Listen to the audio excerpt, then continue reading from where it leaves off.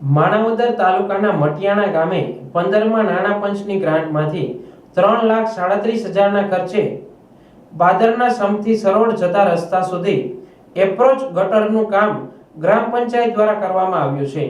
ત્યારે આ કામ ખૂબ જ નબળું હોવાનો આક્ષેપ કરવામાં આવ્યો છે। આથી ખાનગી એન્જિનિયરોની સલાહ લઈને આ થયેલ કામગીરીની તપાસ કરવામાં આવી હતી। આ એપ્રોચ ગટરનું કામ એસ્ટિમેટ અને કામગીરી કરવામાં આવી હોય તે એમબી બુકમાં નોંધ કરવાની હોય છે। જે કામ તપાસના સ્થળ ઉપર તેવું કામ ન હોવાનું જાણવા મળી રહ્યું છે અને કામ ખૂબ જ નબળું હોવાનું પણ જોવા મળી રહ્યું છે। આ કામમાં નિયમ મુજબ 1.5 મીટર જેટલું ખોદકામ કરવાનું હોય છે, ત્યારબાદ પાઇપ નાખવાના હોય છે, પરંતુ અહીં તો જમીન ઉપર જ પાઇપ દેખાતા હોવાનું સામે આવી રહ્યું છે।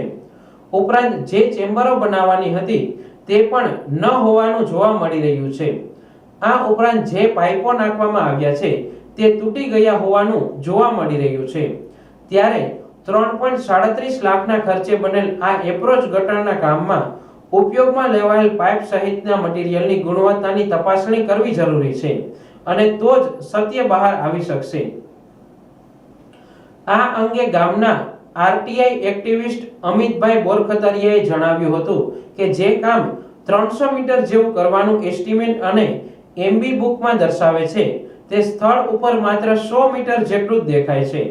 આ ઉપરાંત જે પાઇપના ભૂંગળા નાખવામાં આવ્યા છે તેમાંથી 50% જેટલા તો અત્યારે દેખાતા પણ નથી। ત્યારે આ કામમાં તપાસ કરવામાં આવે તો ગેરરીતિ બહાર આવી શકે તેમ છે।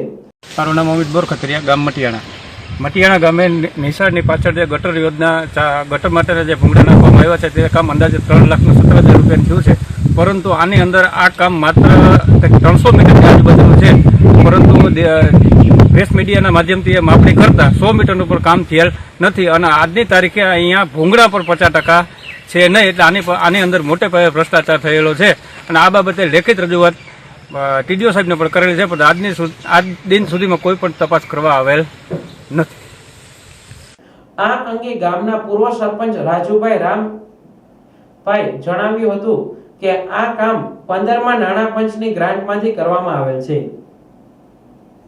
આ કામમાં ખૂબ જ મોટો ભ્રષ્ટાચારનો પણ આક્ષેપ કરવામાં આવ્યો છે।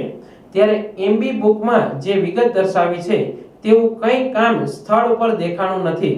ત્યારે આ અંગે ડીડીઓને લેખિત રજૂઆત ઉપરાંત માણાવદર ડીડીઓને મૌખિક રજૂઆત પણ કરેલ છે, છતાં આ કામની કોઈ તપાસ કરવામાં આવતી નથી। ત્યારે તંત્ર ઢાંક પીછોડો કેમ કરે છે? મારું નામ રાજુભાઈ રામભાઈ બોરખતરિયા, ગામ મટિયાણા।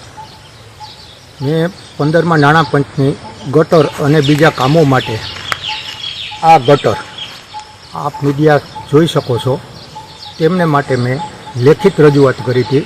એનો કાગળ મેં ડીડીઓ સાહેબને લખ્યો હતો, ટીડીઓ સાહેબને મૌખિક મેં વાત કરી હતી, પણ આની અંદર ક્યાંય પણ ચેમ્બર નથી અને ઓછામાં ઓછું એના જે એમબી પ્રમાણે આપણે જોઈએ તો 300 મીટર ઉપરનું કામ હતું।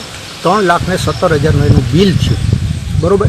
પણ આ મીડિયાના માધ્યમથી હું આપ સબને બતાવવા માગું છું કે આ તમે જો અત્યારે અમુક જગ્યાએ તો ભૂંગળા છે અને અમુક જગ્યાએ નથી અને બિલકુલ ચેમ્બર એમાં એમબીની અંદર લખેલ છે, ચેમ્બર ક્યાંય છે નહીં।